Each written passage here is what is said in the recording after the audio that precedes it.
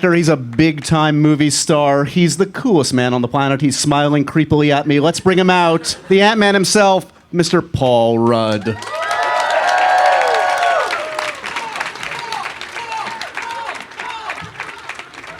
You see it, right? You guys have no idea what's about to happen here. Hi. Hey. Hey. Wow. I got to tell you guys right off the bat, I have just come from the Westin in Times Square where I had a giant pint of tequila and a bowl of cheese sticks. So, this is going to get ugly. All to our benefit. Congratulations, my friend. This is a great piece of work. It's so exciting to see you in any movie, but a Marvel movie. You're a superhero. This is a moment that needs to be marked in an Apple Store event, I suppose. It's only fitting. Right? Yeah, it's pretty surreal, I must say. Yeah. Not the Apple Store-ness of it all. I mean, that is surreal as well, but just all of it. Pretty crazy. So have you been traveling the world on this one already? Tell me what is the differences in promoting something like this, where you're the guy on a movie of this scale versus other films that you've publicized. Well, there's more with this. It feels different. It feels bigger. More people I think are interested. Marvel has its a pretty solid fan base, and so it's it feels like this fast-moving train that all of a sudden just, I got on and then like that. But as far as the world traveling aspect of it all, it's been less than I thought. I was in Los Angeles for a few weeks doing some promotion, and then London. But in the past, when I've done some of the other movies, like some of Judd's movies, we've gone to Paris and Australia, all these places. It sounds very exotic, and it is pretty exotic to go to all these places, but you're in each place for about a day and in a hotel room, so you don't really even get to see anything. It's a bit of a bummer. Had you ever, we talk about these Marvel films, and they have an amazing record that continues with this one. As a fan and as an actor, do you say along the lines in the last few years, get me a meeting? Is it just sort of like, oh, that ship has sailed, I'm not going to be a superhero, they don't think of me that way? Give me a sense of sort of like your perspective on the superhero phenomenon that was developing and how you saw, if you saw a place for yourself in it. Well, I think most actors feel like, oh, well, this has been cool. I've done something here, like I did a comedy, and now I want to try something else, something different. Over the last few years, I've done primarily comedies, and I've always wanted to try and do different movies, different genres.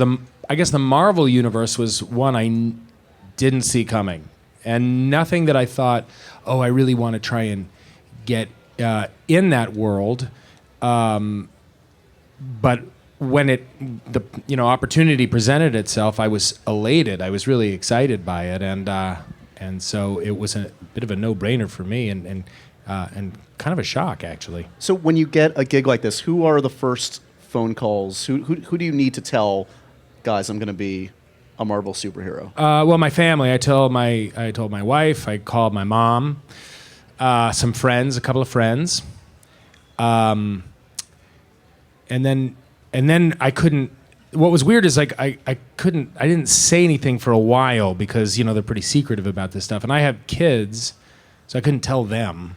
You don't trust your own children, is what you're saying. Not as far as I can throw them. So did you ever explain why is Daddy dressing up like a giant Ant-Man on set? Did you say like they knew by that point?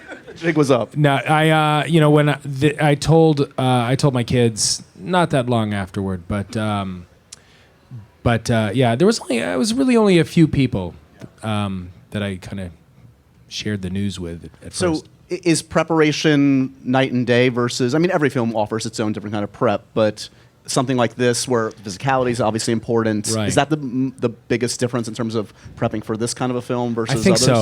I think so. The pre-production and everything for this film obviously had a bit of a tumultuous road.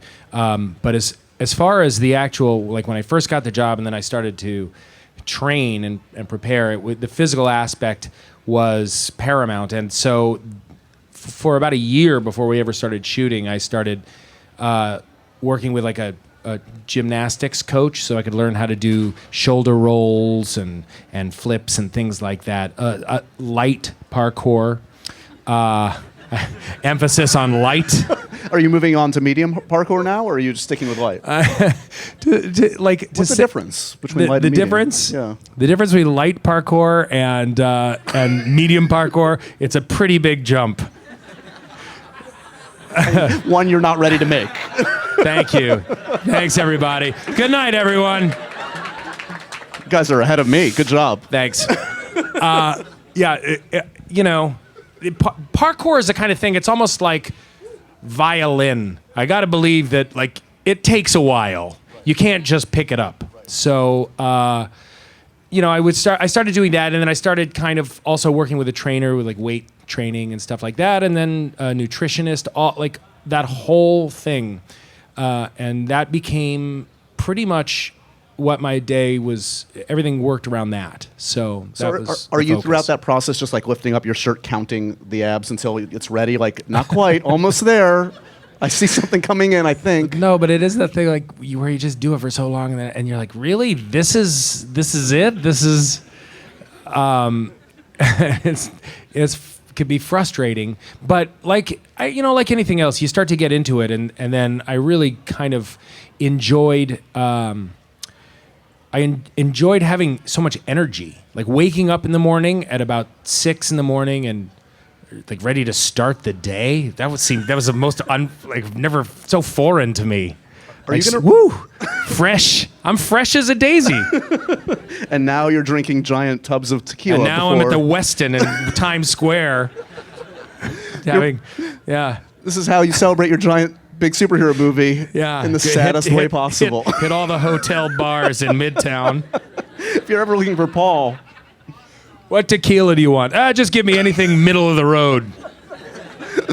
Not medium, just the light. I don't. Yeah. Just whatever's closest.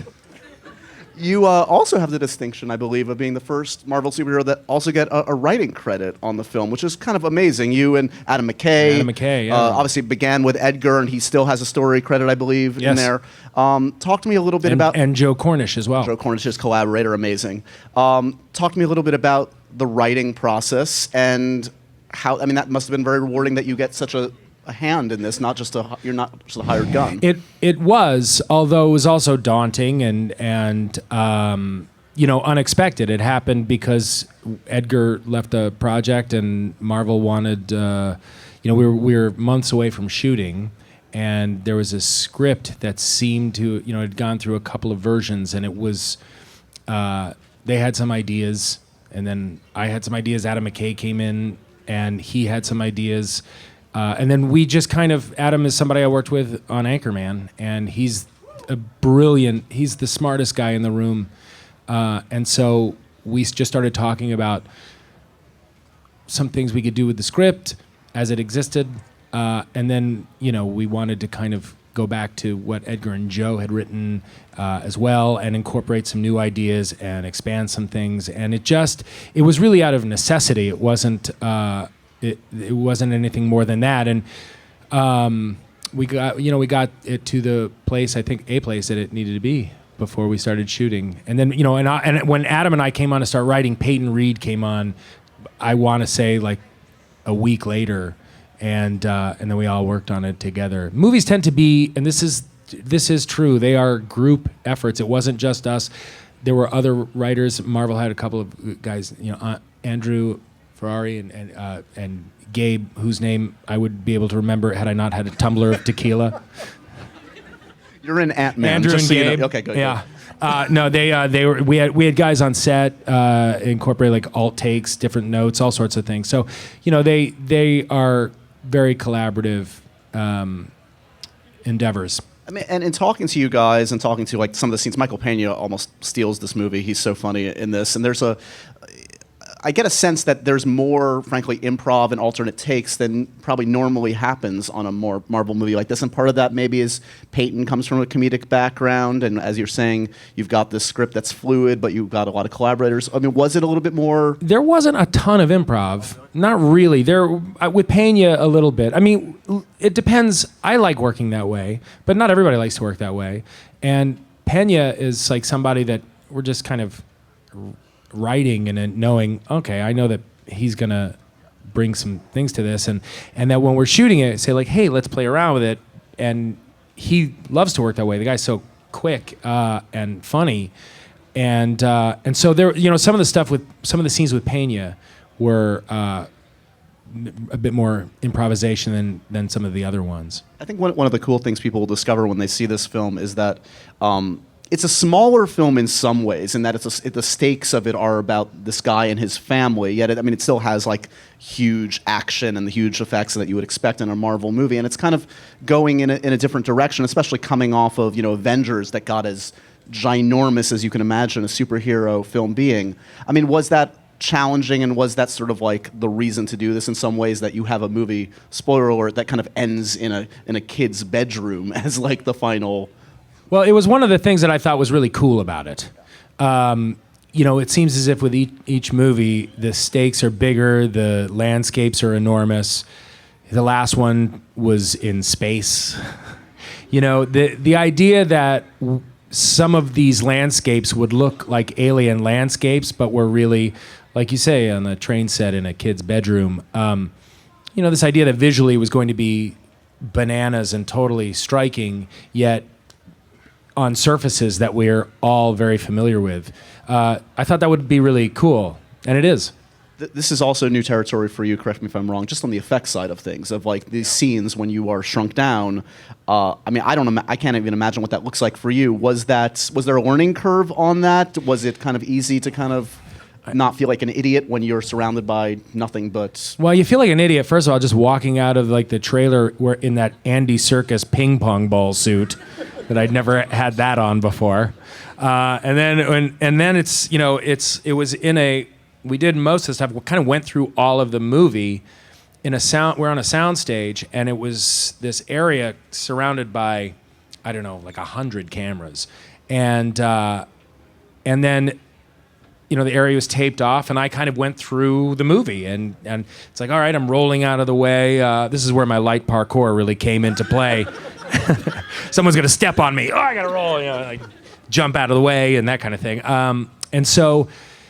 That was a new experience, and you feel a little self-conscious, but not too much, because every time I'm thinking, all right, well, the people that are going to make this look real are the best in the business.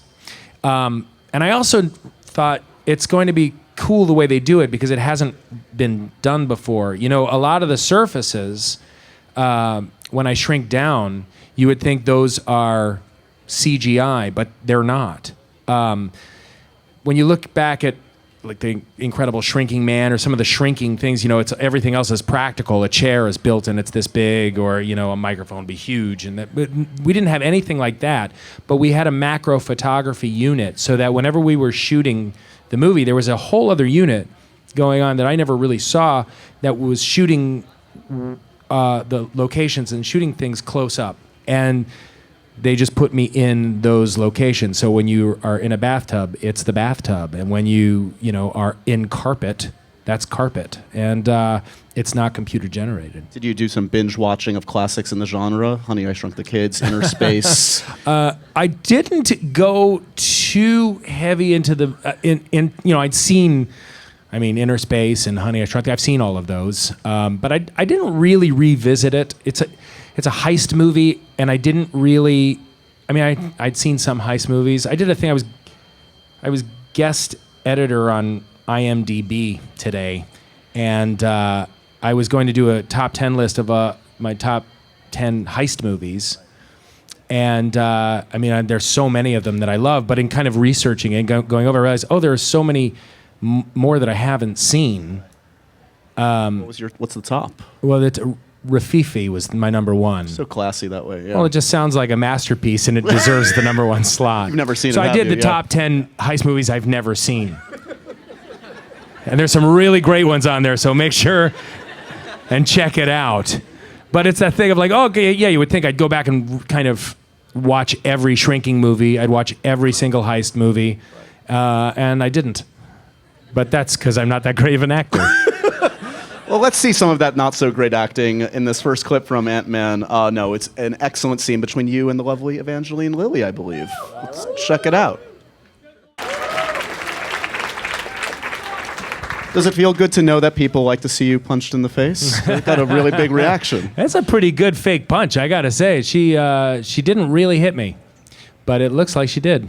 Movie magic, right? Wait, people are awing like they want to see you actually punched in the face. What guys? All right, who out there wants to punch me in the face? Line them up. Wait, too many hands going up. Were superheroes big to you as a kid? Did you dress up as a superhero at any point? I mean, I put the towel around my neck as a cape, I think, when I was in my 20s, but This is the college I days. didn't. It's just the frat thing. Yeah. So I had like some, I don't know. There was a while I was pretty into the Hulk, but I think I was in the Lou Ferrigno, Bill Bixby series. I got way into that, but it was short-lived, really. I wasn't a huge comic book reader as a kid. I liked them okay. I liked superheroes okay. And then I used to get these British comics sent to me from my relatives that I liked. They were kind of like funny comics. I used to read, I get the Archie Digest, Laugh Digest. People have said, like, do you know Ant-Man? I wasn't familiar with Ant-Man, but I could tell you anything about Mr. Weatherby and Pop's Chocolate Shop. Midge. I knew some of the deeper characters from the Archie world. Who would you like to play in an Archie live action? We've never seen an Archie live action film. Yeah, it's A lot of reaction. Here. Reggie, Archie. I don't hear a Jughead, and I don't hear a Midge. I suppose. Yeah. I think I'd probably go Pop's Chocolate Shop. Run the shop. Oh, who am I kidding? Reggie. He's the coolest. So, did you know? You must know. You have friends that have done this kind of a thing. It's a small club, but it's expanding by every year. Right. Did you talk to anybody that had been through this before and get any kind of tips about negotiating whatever it was, whether it's costume, the press, everything that goes along with a job like this? I didn't really talk to anybody about any of that stuff, although when I got cast, I did talk to Chris Pratt a little bit. I saw him at an Oscar party. That's the way I roll. But I was talking to him at this. To be fair, did I mention it was an Oscar party? To be fair, so many people there. It's like, who do I talk to? Chris Pratt, or shall I go over there and insert myself in some conversation that nobody wants me around? Your head was inside a margarita at the time. Let's be fair. It wasn't that classy. Yeah, I was swimming in a pool of Jameson. What did Pratt say? Yeah. No, I talked to Chris Pratt a little bit, and I said, what was it like for you, and how has this whole experience been, kind of in this Marvel world? And he was great. He told me, he said, have you ever been to Comic-Con? And I had never been to Comic-Con, and he said, that's a lot of fun, and you'll be amazed at how many people are there and how nice they'll make you feel so welcome. It's kind of like the greatest thing. And he said Marvel's really, like, he loved working with them. He said they have lots of ideas, and they're kind of, they take chances, and they're creative, and he had just the greatest stuff to say. And that's I did find that to be the case. This also might be the first Halloween where people are dressed up as one of your characters. I don't know. Have any of your characters have you ever seen somebody dressed up as... last Halloween, the streets were filled with everyone dressed as my character from Over Her Dead Body. And then some people dressed as Ava Longoria from that one, too. No, I don't think I've ever been in a Halloween costume. No. It's a new thing. Well, but no, some people have dressed as Brian Fantana. I have seen Anchorman costumes, but that might be it. Speaking of the costume, I think this next clip has you in all your Ant-Man glory. So let's take a look at this one, shall we? Just to note a theme recurring, people are continuing to clap and laugh when you are being injured. And Nothing funnier than somebody hitting their head, you know? It works every time. It's like a spit take. the costume's pretty cool. It's Costume is awesome. It really, if I may interrupt your question. No, it was just an observation. Go on. Let me tell you about my costume, Josh. No, the first time I saw it, I thought, man, it's just so cool looking, and especially the helmet. Like when I saw that helmet for the first time, it kind of reminded me of how I felt about the Stormtrooper helmets when I was a kid. I used to draw this. I just thought the Stormtrooper helmets were really, really cool. And same thing with the surgeon droid for some reason from Empire Strikes Back. I always thought like had kind of a similar, and I would think back to my action figures. But I had that same thing where like, God, that's such a it's like the design of the helmet is great. And then, I went through more than a few fittings. They're very particular about all of the details. And so the first time I tried it on, it was just a trip. And standing kind of like as they're making all their marks and stuff like that, I would stand differently. I would just think, man, this is it. This is the suit. And you've gotten, since shooting Ant-Man, you've already shot, I don't know if you're done, on the new Captain America movie. That's right, yeah. Have they made alterations to your liking? Did you, after the first one, be like, I need a little room here, a little help here? What's the second iteration versus the first? Yeah, there was no, I mean, the suit, it is a little bit, there are some differences. There wasn't anything where I thought, I need more room here or less, none of that. But, just story-wise, it seems to make sense that maybe I've worked on it a little bit. Okay. So the design of it is a little different. We're going to turn it over to you guys for questions in just a moment. Before that, I selfishly want to ask one non-Ant-Man related question.